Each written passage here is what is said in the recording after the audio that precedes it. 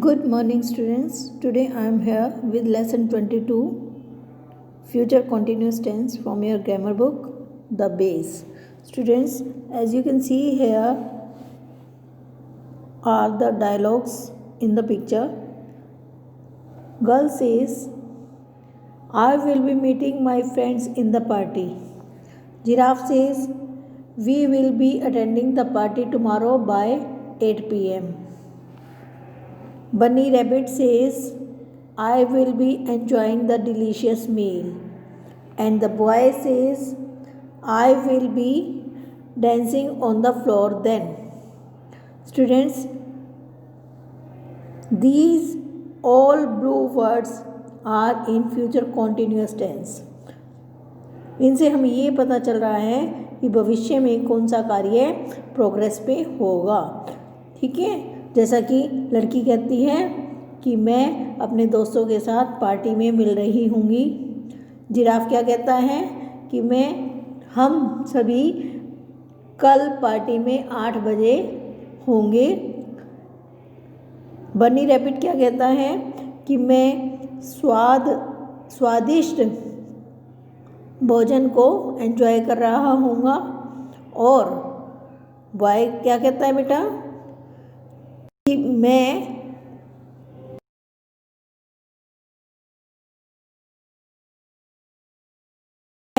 Floor पर dance कर रहा हूँगा. मैं तब फ्लोर पर डांस कर रहा हूँगा, नाच रहा हूँगा. So all these blue words describe the actions that will happen in future at a particular time but will not have finished at that moment.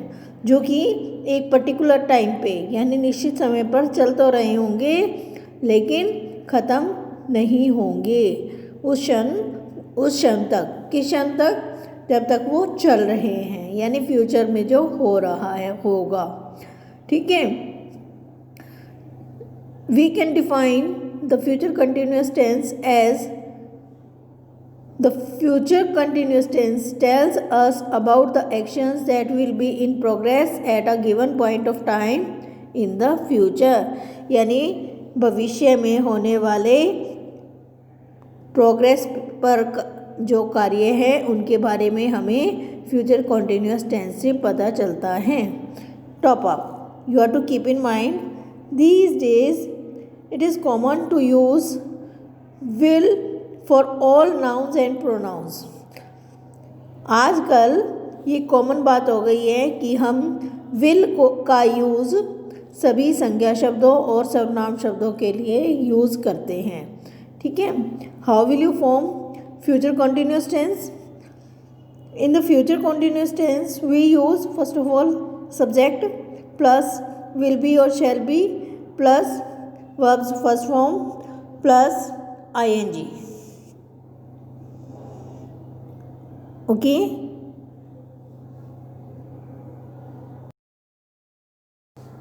I and we first person.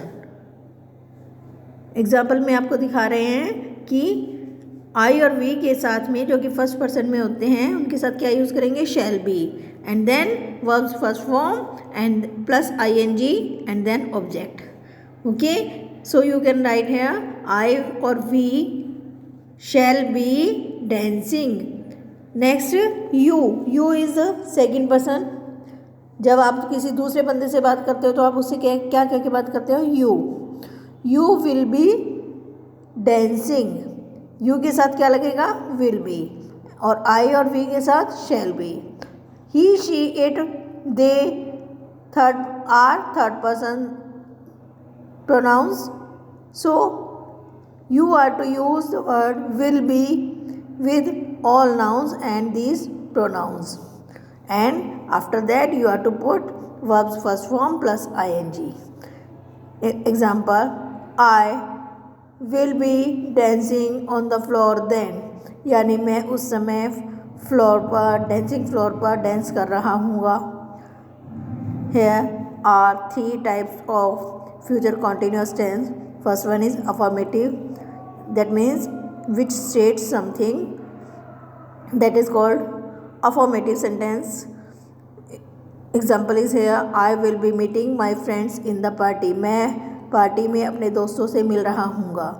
When we form negative sentence we put not in between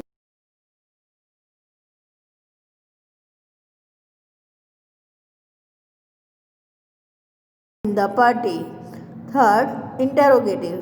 When we ask something, when we interrogate something, that means जब हम कोई question करेंगे तो क्या होगा बेटा, will word और shall word आपका I से पहले आ जाएगा या किसी भी सब्जेक्ट से पहले आ जाएगा। According to this example you have to speak like this, will I be meeting my friends in the party?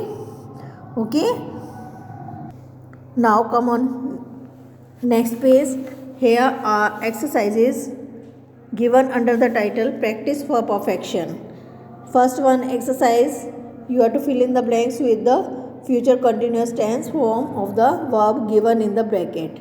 आपको यहाँ ब्रैकेट में कुछ वर्ब्स दी गई है, उनको यूज़ करते हुए आपने सेंटेंसेस को कंप्लीट करना है। The train dash the station. Here is a word reach, so you are to write here will be reaching. Next, mom dash the cat. Here is word car, drive word है तो आप क्या write करेंगे यहाँ पर, will be driving the car. Okay बेटा। Next third sentence, Tanya dash in the play. Here is word act and you are to write here will be acting. Next, fourth sentence, Ishita dash a poem at the function. Here is word recite in the bracket and you are to write here will be reciting.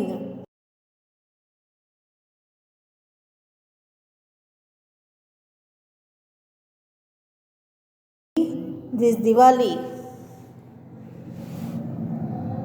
यानी यहाँ आप क्या write करेंगे, will be buying. Sentence, we dash to Bangalore during our vacation and here is a word go and you are to write here will be going और shall be going. You must use here shall be going. As we know the rule, we must use shall with the words I and we. Next, they dash for you at the station. Here is a word in the bracket wait and you have to write here they will be waiting. Next, we dash saplings to celebrate the world's environment day. Here is a word plant and you are to write here shall be planting. Next, Sophie dash at the concert. Here is word perform and you are to write here will be performing. Next, Jack dash the mail in the evening.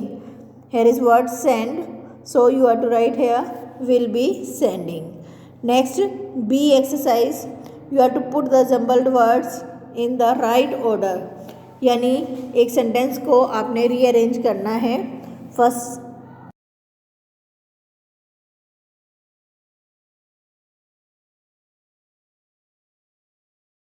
create the sentence like this, I will be watching cartoon at 7 p.m. tomorrow. Next, I lunch will not be eating then. You have to write here I will not be eating lunch then. Next, will they be swimming on Sunday morning? And you have to write here they will be swimming on the Sunday morning. Next, question mark B, she will be jogging the park in the morning. And you have to make the sentence like this, will she be jogging in the park in the morning, and put question mark at the end of the sentence. In C exercise, be a thinker and answer what will you be doing. यानी सोचो और answer देंगे, आपको ये answer देना है कि आप उस समय क्या कर रहे होंगे। Here are questions. First one, tonight at 8 यानी 8 बजे क्या कर रहे होंगे रात को। नेक्स्ट संडे, अगले संडे क्या कर रहे होंगे। टुमारो आफ्टरनून एट 4 PM यानी अगले दिन दोपहर को 4 बजे आप क्या कर रहे होंगे। आफ्टर स्कूल, स्कूल के बाद क्या कर रहे होंगे। और फिफ्थ क्वेश्चन है आपका दिस विंटर हॉलीडेज, इन सर्दी की छुट्टियों में आप क्या कर रहे होंगे। And when you are 25 years old, और जब आप 25 साल के हो जाओगे तब क्या कर रहे होंगे। Here are solutions. So first one is I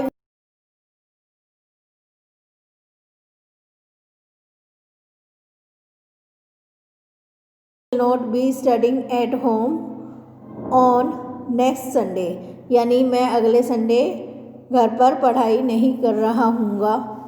you may be anywhere outside of the school और आउटसाइड ऑफ द हाउस और outside of the city. Next, I will be watching the movie on tomorrow afternoon at 4 PM, यानी मैं कल शाम को 4 बजे movie देख रहा हूँगा। Next, I will be visiting the zoo after school, मैं स्कूल के बाद चिड़ियाघर जा रहा हूँगा। नेक्स्ट क्या बनाएंगे। I will be staying in Shimla during these winter holidays. Okay. Next, I will be living in Canada when I will be 25 years old, मैं जब 25 साल का हूँगा तो मैं कनाडा में रह रहा हूँगा। That's all for about the chapter and its exercise. Here comes a paragraph on books that has been taken from your grammar book. The base, I am giving you explanation of this paragraph, so listen to me very carefully. First of all, you must know paragraph should be written neatly and precisely. Books are said to be man's true friend, यानी paragraph आपका एकदम साफ सुथरा होना चाहिए और छोटा होना चाहिए। जैसा कि हम बुक्स के बारे में लिख रहे हैं तो क्या कहते हैं कि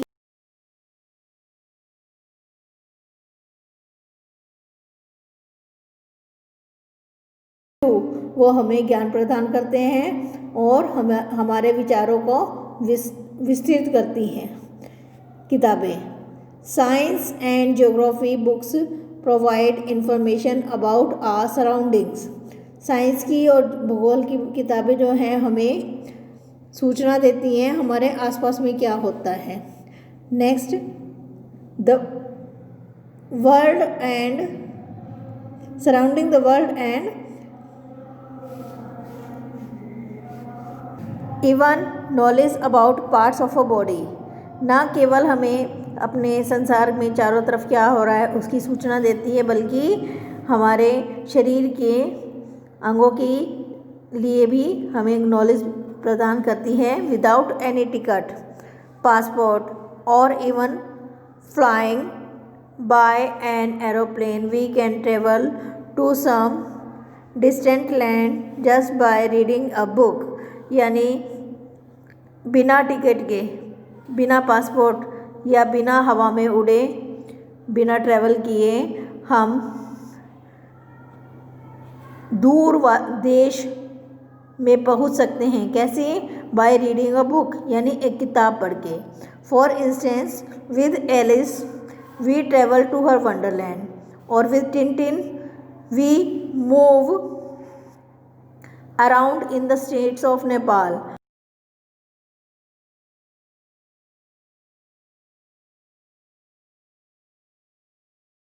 टिनटिन के साथ में हम नेपाल की गलियों में पहुंच जाते हैं। Books are also easily available in the market for any subject for any age group, यानी किताबें जो हैं आसानी से मार्केट में किसी भी विषय पर और किसी भी एज ग्रुप के लिए मिल जाती हैं। We can choose it. We can choose it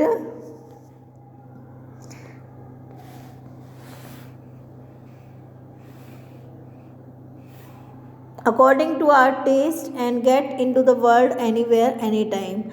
यानी हम अपने टेस्ट के, अपनी रुचि के अनुसार कोई भी किताब खरीद सकते हैं और किसी भी संसार में कभी भी किसी भी समय पहुंच सकते हैं. They reflect our society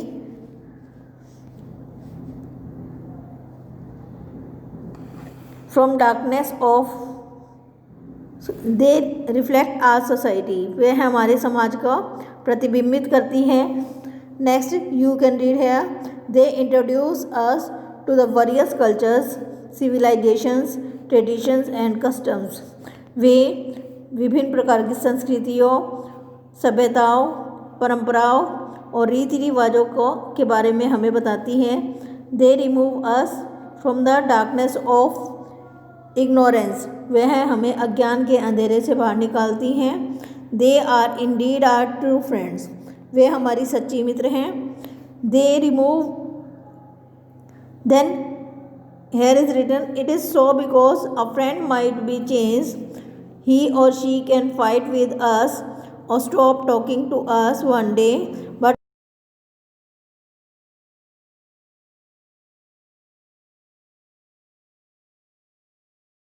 यानी ऐसा इसलिए है क्योंकि एक दोस्त तो चेंज हो सकता है, चाहे वो लड़का है या लड़की है, लड़ सकता है, हमसे बातें करना बंद कर सकता है एक दिन, लेकिन जो एक किताब है वो सेम रहती है, ये कभी भी चेंज नहीं होती. It will never change and will always be a true friend. और ये हमेशा हमारी सच्ची मित्र बन के रहती है. I think you have got it well and you are to write this paragraph from your grammar book, the base from page number 100 in your notebook, and you are to learn it very well. So students, today's homework is to do exercises of lesson 22 and learn paragraph on books. We will meet in a new video with a new topic. Till then, bye beta.